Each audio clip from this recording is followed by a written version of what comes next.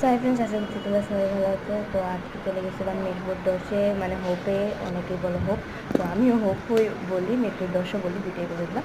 তো ফার্স্টেই চলে গেলাম একটু ব্যাগ কিনতে। তো ব্যাগটা নিয়েছিলাম আসলে আমি তো এত বড় ব্যাগ ক্যারি করি না, একটু ছোটো ব্যাগগুলো ক্যারি করি।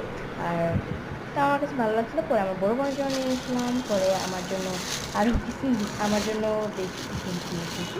আমার জন্য যেমন এই জুতোগুলো আমি নিয়েছি, তারপরে আরও টপ আছে, সেই টপটাও আমি নিয়েছি। দেন আরও তো তারপরে এই তো আমার এই তো কেমন লাগবে তোমাদের কাছে আমার এই জুতোটা। তো তারপরে হচ্ছে আমার তো এটাই এখন, এটা টপ, এটা এখন বের করবো। সেইটা তোমাদের কাছে কেমন লাগবে অবশ্যই জানাবা। এই তো এটাই।